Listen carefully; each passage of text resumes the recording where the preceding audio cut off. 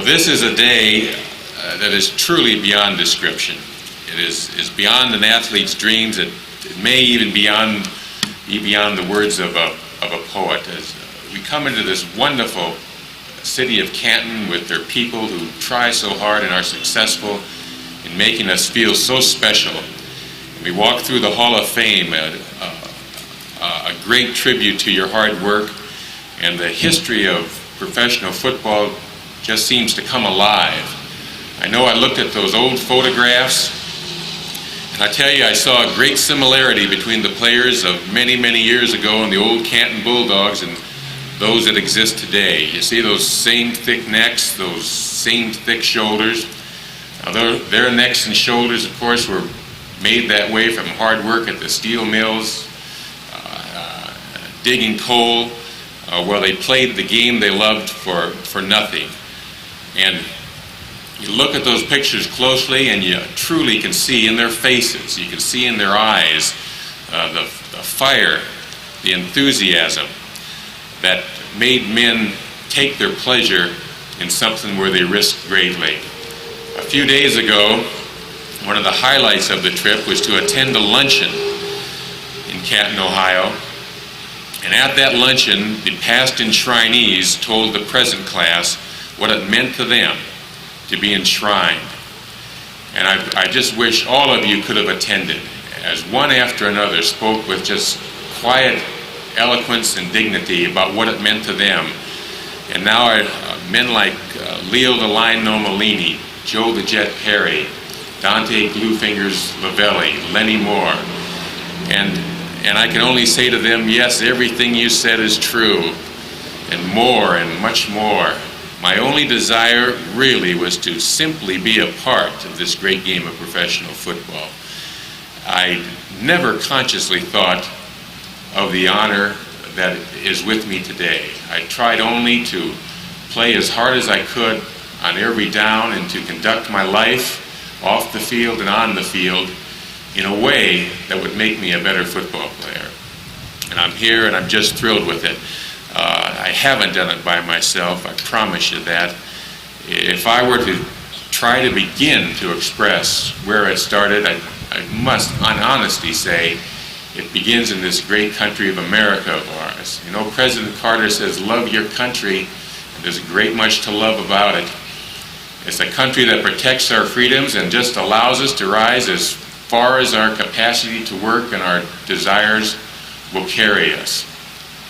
And then I think about my mother, a woman who worked with that quiet dignity and great courage the millions of other divorced women in America who are left to raise children alone and somehow do it by themselves, see that their children stay in school, and see that they're educated and are imparted with a system of values.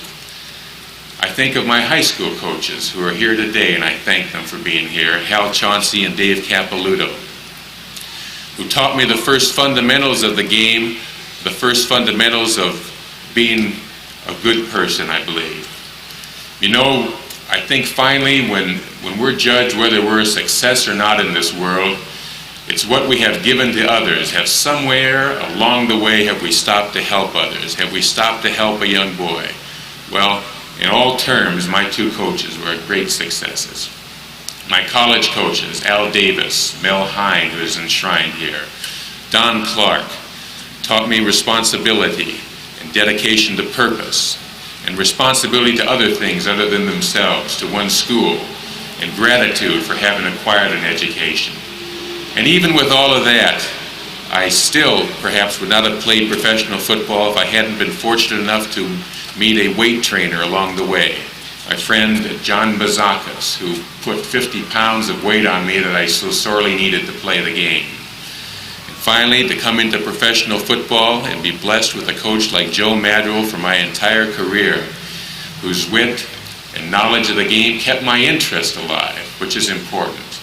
And the wonderful Sid Gilman, who could not be here today, who had a fire, a brilliance, and enthusiasm that is really matched only by a few professional coaches, and most of them are enshrined here today.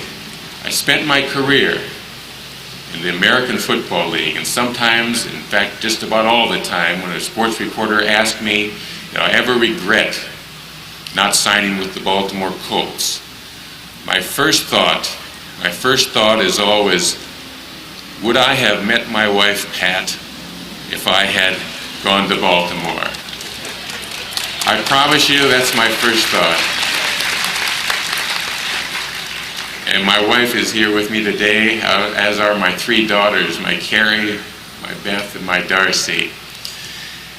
And all of this, there is still one thing I must tell you, and that is the players. I can't exclude them that are a part of this game, who most of whom will not be up here today, who are simply a part of the game. And I have just the grandest respect for them. Every day, I promise you, from the first day you report to training camp, from that first contact drill, you play with an injury of some type for the rest of the season.